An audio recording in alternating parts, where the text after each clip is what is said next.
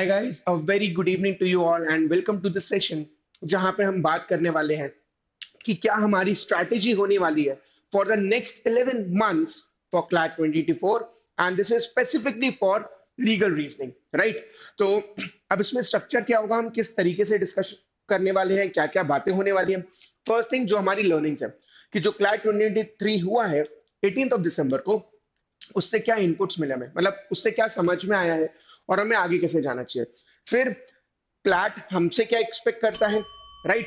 और उसके लिए हमें क्या करना चाहिए, मतलब वो क्वालिटीज डेवलप करने के लिए, वो स्किल्स डेवलप करने के लिए हमें क्या करना चाहिए। तो that would be a structure जिसके अराउंड अपन एक बहुत छोटा सा डिस्कशन करने वाले हैं over the period of next 20 to 25 minutes, right? So let's start with the session. सबसे पहले कि क्लैट 2023 में किस टाइप के पैसेजेस आए, राइट? ये लर्निंग बहुत जरूरी है। इससे पहले समझो कि अलग अलग टाइप के पैसेजेस होते कैसे हैं, एक ब्रॉड कैटेगरी समझ लेते हैं। तो वो कुछ इस तरीके से है कि मान लो यहाँ पर एक होता है अपना सीएल के, ठीक है? बहुत सारे बच्चों को नहीं पता होगा कि सीएल के होता क्या है एग्जैक्टली, वो मैं अभी समझाने वाला हूँ। एक होता है स्टैटिक लॉ, ठीक है? CLK is nothing but basically our current legal knowledge, right? आसपास क्या चल रहा है, लॉ में कोई डेवलपमेंट है क्या, सुप्रीम कोर्ट या हाई कोर्ट ने कोई ऐसा लैंडमार्क जजमेंट पास किया है क्या जिसने बहुत सारे लोगों को इंपैक्ट किया हो, राइट? इस तरीके की चीजें सीएलके में आती है। कोई अगर नया एक्ट आया है, कोई नया लॉ आया है, इंट्रोड्यूस किया गया है, तो वो सारी चीजें अपने सीएलके में आती है। स्टैटिक लॉ को भी आप डिवाइड कर सकते हो। कुछ होते हैं जो अपने जनरल लॉज होते हैं, जो जिनकी थ्योरी क्लासेस में बहुत ज्यादा पढ़ाई जाती है, राइट? लाइक टॉर्ट्स, कॉन्ट्रैक्ट्स, ठीक है? अब टॉर्ट्स, कॉन्ट्रैक्ट्स, क्राइम, कॉन्स्टिट्यूशन, ये सारी चीजें। अब एक और पार्ट होता है that is known as miscellaneous laws, ठीक है? इसी को अपन स्टैटिक में ही मानते हैं। Miscellaneous laws would be like consumer protection act, IT act. Generally हम इनके बारे में बहुत ज्यादा नहीं पढ़ते हैं, बट हमारे लिए बहुत जरूरी है कि हमें इसकी थोड़ी बहुत नॉलेज हो, थोड़ी बहुत अंडरस्टैंडिंग होना जरूरी है। कि मान लो अगर इससे रिलेटेड कोई सीएलकी का पैसेज आ गया, ठीक है, करंट लीगल नॉलेज को इससे रिलेट कर दिया, तो हमें जो वो बेसिक टर्म्स है, जो बेसिक अंडरस्टैंडिंग है, वो पता होना चाहिए, राइट? तो इसके लिए जरूरी है कि भाई हमें ये भी पता हो, मतलब स्टैटिक लॉ तो पता ही हो, उसके रेलेवेंस में भी आ सकता है, उसके रेफरेंस में भी आ सकता है। And same goes with miscellaneous laws as well, कि मिसलेनियस लॉज के अकॉर्डिंग भी हमें मतलब मिसलेनियस लॉज क्या होते हैं, उसकी बेसिक अंडरस्टैंडिंग होना जरूरी है। और सीएलके तो हमें करना ही है, ठीक है?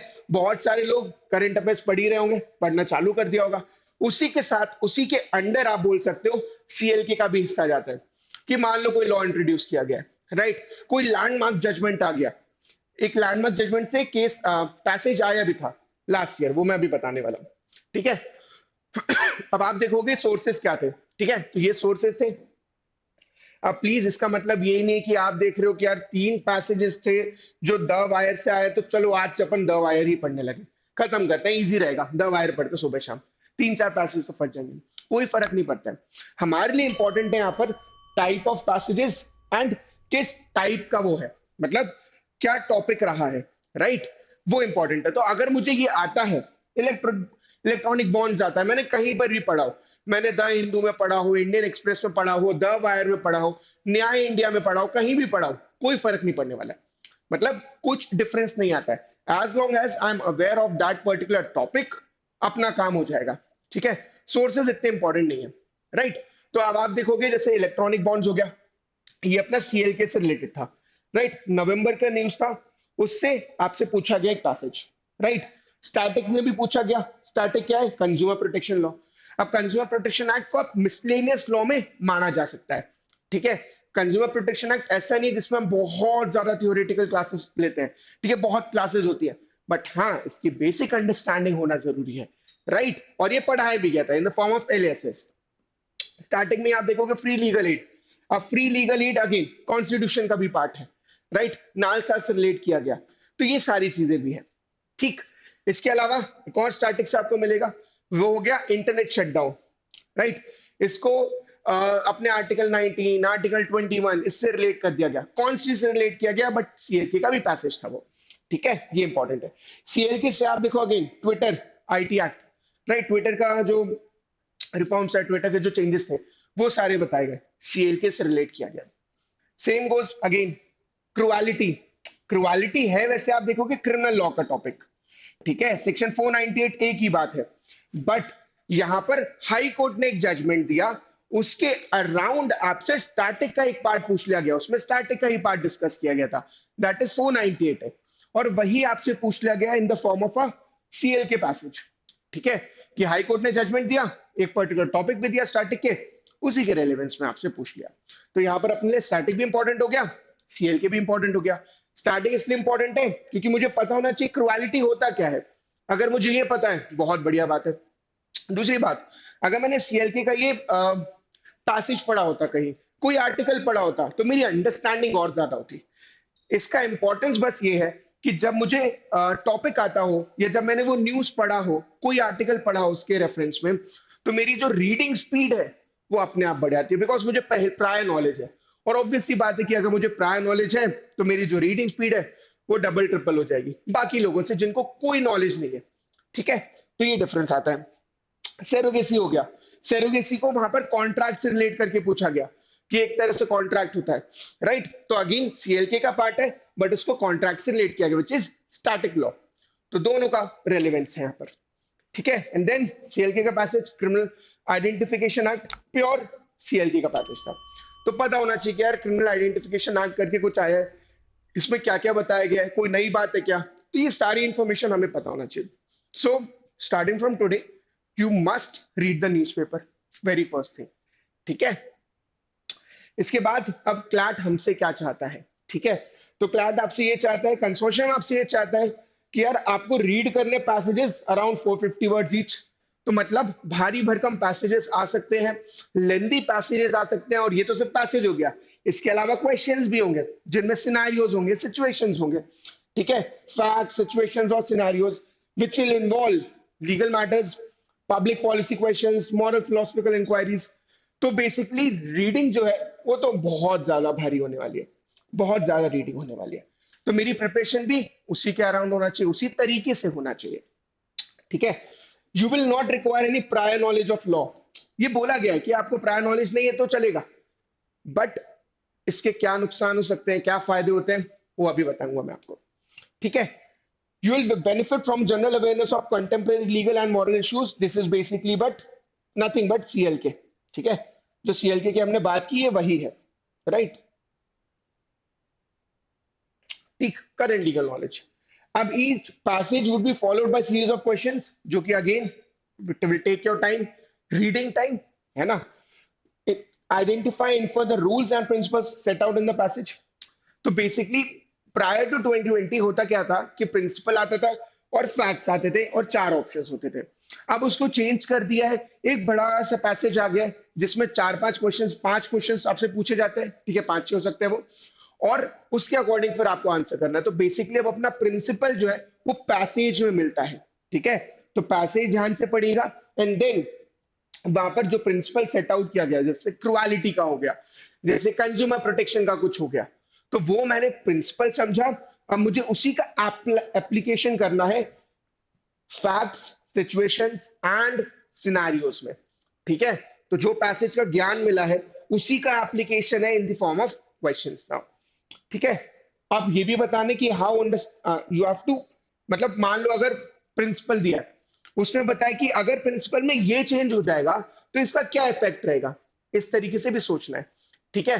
तो वहां पर प्रिंसिपल की क्लैरिटी होना जरूरी है, अगर पैसेज समझ में नहीं आया, आधा अधूरा समझ में आया, ऊपर से चला गया, तो यहां पर फिर इस तरह के क्वेश्चंस आप नहीं आंसर कर पाओगे, ठीक है। क्यों? क्योंकि तभी आंसर हो पाएंगे जब मुझे क्रिस्टल क्लियर है कि यार पैसेज में क्या बोला है, प्रिंसिपल क्या है, क्योंकि अगर प्रिंसिपल पता है तो प्रिंसिपल में कुछ भी चेंज करो मैं बता दूंगा कि क्या सिचुएशन हो सकती है, अब क्या होगा, राइट, बट अगर प्रिंसिपल ही समझ में नहीं आया तो सब ऊपर से जाने वाला है वहां पर, ठीक है।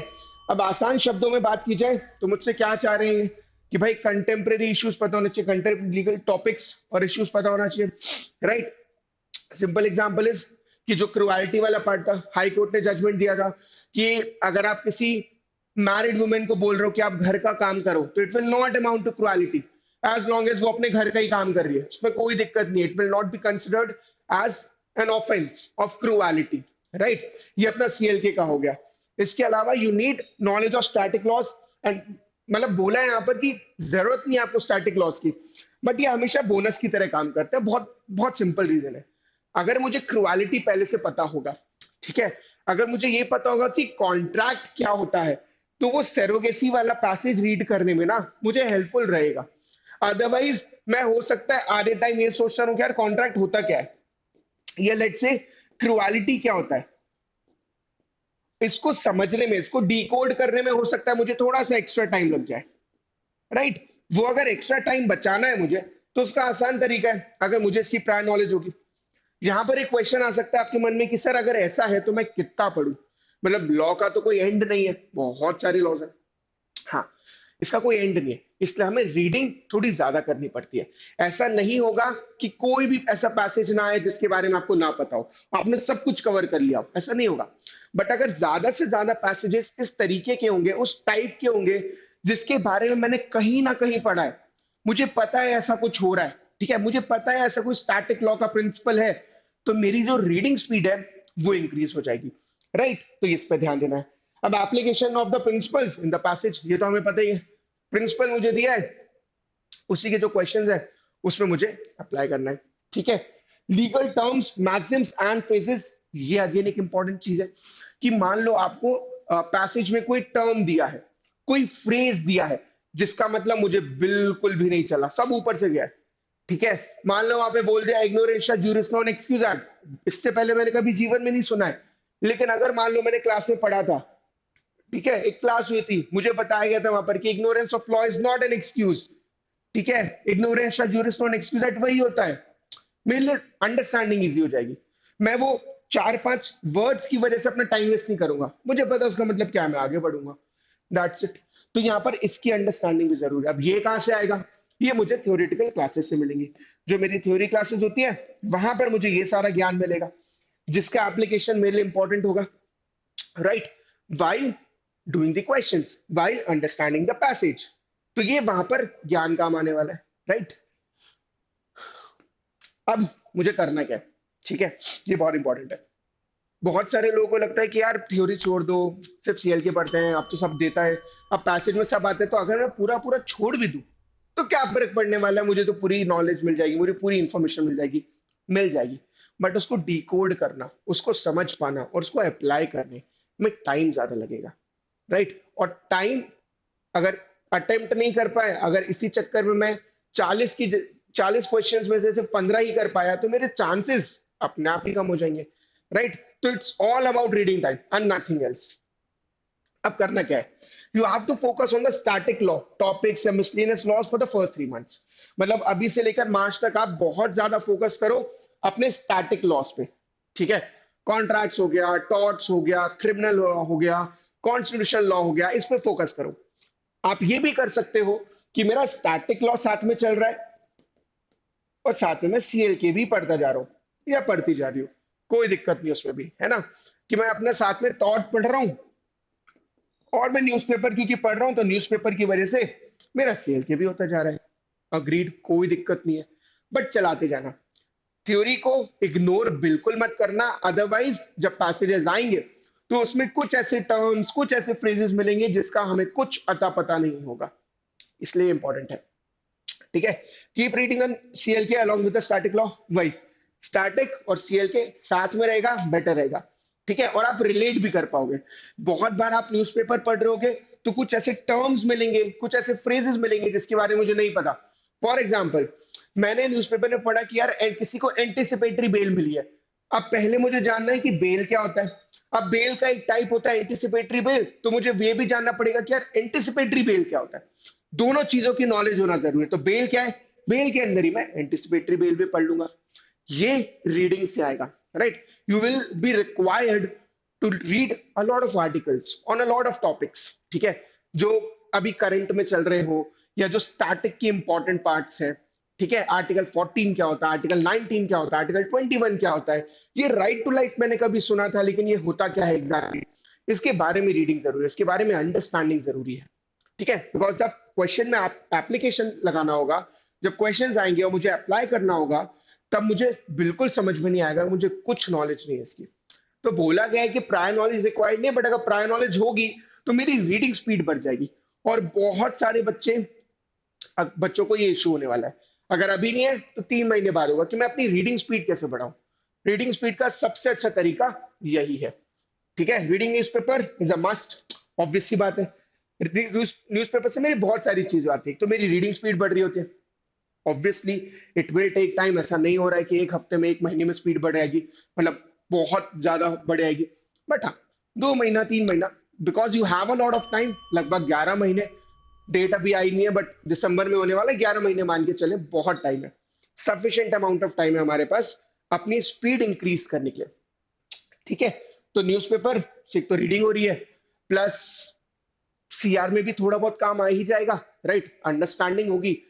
जीके तो अपना काम कर ही रहा है, और लीगल में भी काम आएगा अगर अपन सीएल के पढ़ रहे हैं तो उसके फायदे बहुत कम है, बहुत ज्यादा है, नुकसान ना के बराबर है। हाँ, टाइम लेगा, बट हाँ, अपने पास टाइम है ना करने के लिए, क्या दिक्कत है अपन को, right. Theory classes are very important. Theory classes हो गई, रीडिंग हो गई, reading of the articles is what I mean here, बहुत जरूरी है यहाँ पर, for idioms, for phrases, for maxims. ठीक है, तो ये मेरी क्लास भी हेल्प करेगा, प्लस मैंने कोई आर्टिकल पढ़ा, मुझे उसमें ऐसा कुछ समझ में आया, तो वो भी हेल्प करेगा। ठीक है, तो क्लास भी उतनी ही इंपॉर्टेंट है, और उतना ही इंपॉर्टेंट ये है कि मैं भी थोड़े आर्टिकल्स वगैरह पढ़ता रहूं, पढ़ती रहूं। ठीक है, तो वहां से मेरा काफी हद तक काम हो जाएगा। Now some commonly asked questions, frequently asked questions जो होते हैं लीगल में, कि सीएल के क्या होता है, ये मैं ऑलरेडी बता चुका हूँ, करंट लीगल नॉलेज। ठीक है, अब सीएल के पढ़े कहाँ से, this is again a very good question. तो ऐसा मत करना बिल्कुल भी कि मैं 4 घंटे 5 घंटे, मैंने देखा कि 5 6 वेबसाइट्स हैं, मैं सारे वेबसाइट्स में मतलब 3 4 5 घंटे पढ़ता रहता हूँ। ऐसा नहीं करना है। 2 3 वेबसाइट्स रखो अपनी, वहां से मे बी हर दिन अगर हो सके तो 15 मिनट की रीडिंग कर ली, दैट्स इट, सफिशिएंट है। मुझे सिर्फ टॉपिक आना जरूरी है, मुझे हर वेबसाइट रटी हुई हो ये जरूरी नहीं है। ठीक है, मुझे हर आर्टिकल रटा हो ये जरूरी है। टॉपिक की अंडरस्टैंडिंग है, बेसिक अंडरस्टैंडिंग है, चल जाएगा काम। बस इतना ही चाहिए कि जब उस पे पैसेज आए तो मुझे बन जाए, और उसके लिए मुझे बेसिक अंडरस्टैंडिंग चाहिए, एक्सपर्ट होने की जरूरत नहीं सब में। ठीक है, बट हाँ, जो मेरे बेसिक थ्योरी थ्योरी के कॉन्स्टिट्यूएंट्स हैं, मतलब कॉन्ट्रैक्ट हो गया, टॉट हो गया, क्राइम हो गया, कॉन्स्टिट्यूशन हो गया, उस पे मुझे अच्छे से कमांड होनी चाहिए, राइट। क्यों? क्योंकि उसमें बहुत सारी बेसिक टर्म्स मिल जाते हैं हमें। क्राइम में पढ़ोगे तो उसमें बेल भी पढ़ाया जाएगा, एविडेंस क्या होता है ये भी पढ़ाया जाएगा, बर्डन ऑफ प्रूफ क्या होता है ये भी पढ़ाया जाएगा। तो कभी अगर मैंने ये देख लिया टर्म, देख लिया ये फ्रेज, तो मुझे ध्यान रहेगा कि क्या होता है। ठीक है, डाउरी डेथ क्या होता है, उसमें जो बोला गया कि सून बिफोर द डेथ, वो क्या होता है, अगर ऐसा कुछ आ गया तो मैं कैसे समझूंगा। थ्योरी क्लासेस, तो do not ignore them at all. ठीक है, तो सीएल के कहां से पढ़ना है अपना, ये तो हो ही गया। न्यूज़पेपर, ठीक है, न्यूज़पेपर कौन सा पढ़ते हो आप, ये कंप्लीटली आप पे डिपेंड करता है। न्यूज़पेपर हो गया, एंड फ्यू साइट्स या आर्टिकल्स। ठीक है, आप आई लीडर्स से पढ़ सकते हो, आप क्विंट से पढ़ सकते हो, आप द वायर से पढ़ सकते हो, कोई भी अच्छी 2 3 website, and that is more than sufficient. ऐसा बिल्कुल मत करना कि मैंने अब सीएलके के बारे में वीडियो देखा अब तो मैं सिर्फ सीएलके पढ़ूंगा, ऐसा नहीं करना है। ठीक है, अंडरस्टैंडिंग होना जरूरी है, थ्योरी क्लासेस होनी जरूरी है, और बेसिक अंडरस्टैंडिंग से मेरा काम हो जाना है। ठीक है, अब अगेन ये क्वेश्चन जो हमेशा हमेशा आता है, हमेशा पूछा जाता है कि सर एक बात बताओ, जब ऑलरेडी सब कुछ दे रहे हैं हमें, हमें पूरा पैसेज मिल रहा है, तो हमें क्या जरूरत थी की, अगर सिर्फ सीएल के कर ले तो ठीक है, बट समझ में कैसे आएगा, राइट। उसके लिए मेरा एक बेस बनना तो जरूरी है, वो तो मुझे थ्योरी से समझ में आएगा। ठीक है, अपने बेसिक लॉज जो है, कॉमन लॉज जो है, वो पढ़ने पड़ेंगे, राइट। तो इवन तो अपन को लगता है कई बार कि यार इसकी जरूरत नहीं है, हो सकता है एग्जाम में कुछ ना पूछे, but to be on a safer side it is always advisable कि हमें नॉलेज हो। आया नहीं आया वो अलग चीज है, हो सकता है सब सीएलके से पूछ ले, बहुत अच्छी बात है, हम उसके लिए भी प्रिपेयर्ड है, राइट। बट हमें प्रिपेयर्ड रहना है थ्योरी के लिए भी, बिकॉज क्या एग्जैक्टली पूछ लेंगे वी डोंट नो। ऐसा भी हुआ है कि आपसे 70% ऑफ द पेपर सीएलके का हो, 30% ही थ्योरी का हो, 90% थ्योरी हो, और 10% सीएलके हो, ये भी हुआ है। ठीक है, तो CLAT is known for surprises. किसी को ऐसा लगता है सरप्राइज नहीं देते हैं, तो 2015 का पेपर एक बार देखना, क्लैट 2015। तुम्हारे पैटर्न का नहीं है, बट समझ में आएगा कि सरप्राइज क्या होता है। 14 के बाद जो 15 में पेपर आया था, क्लैट 2014 के बाद 2015 में। ठीक है, तो हमेशा से रिकॉर्ड रहा है क्लैट का, कंसोर्शियम का, कि सरप्राइजेस रहेंगे। ठीक है, तो we have to be prepared for everything, right. तो उसी के अकॉर्डिंग अपन को सीएल के और थ्योरी, मतलब अपना स्टैटिक लॉ, दोनों पे फोकस करना है। ठीक है, और जितने ज्यादा टर्म्स आएंगे उतना हमारे लिए इजी होने वाला है। How to increase reading speed, again ये इसका ये डायरेक्टली प्रोपोर्शनल है। मुझे जितने ज्यादा टॉपिक्स आते होंगे ना, मतलब मान लो 8 टॉपिक्स आए, 8 में से 7 मुझे आते थे, बहुत एकदम मक्खन की तरह चलेगी अपनी गाड़ी लीगल में, राइट। कोई दिक्कत नहीं होने वाला, मस्त आराम से चलेगा। क्यों? क्योंकि मुझे आता है, मुझे प्राय अंडरस्टैंडिंग है, मेरी रीडिंग स्पीड अपने आप बढ़ जाएगी। और वहीं कभी ऐसा हो गया और ऐसा होगा कि मुझे वो टॉपिक्स नहीं आते हैं, मान लो मुझे 5 टॉपिक आए नहीं, तो यार स्पीड अपने आप कम हो जाएगी। ऑब्वियस सी बात है, हमारा दिमाग, हमारा माइंड जो है उसको समझने में थोड़ा एक्स्ट्रा टाइम लेगा ही, बहुत ऑब्वियस है। अब मेरी रीडिंग स्पीड बढ़े, उसके लिए रीडिंग करना तो जरूरी है, बट उसकी अंडरस्टैंडिंग भी जरूरी है। तो जितने ज्यादा मेरे टॉपिक्स होंगे, उतना ज्यादा मैं कॉन्फिडेंट फील करूंगा कि हाँ यार, मैंने कम से कम 30, 40, 50, 100 टॉपिक्स पढ़े। और थ्योरी तो मैंने पढ़ा ही है, सीएल के मैं पढ़ ही रहा हूँ। कॉन्फिडेंस सबसे जरूरी है। ठीक है, पूरा एग्जाम जो है वो सब, मतलब सारे ही कॉम्पिटेटिव एग्जाम बहुत हद तक आपके कॉन्फिडेंस पे ही चलते हैं। आपका कॉन्फिडेंस अच्छा है एग्जाम के दिन, आपका कॉन्फिडेंस अच्छा है प्रिपरेशन के दौरान, यू विल डू वेल।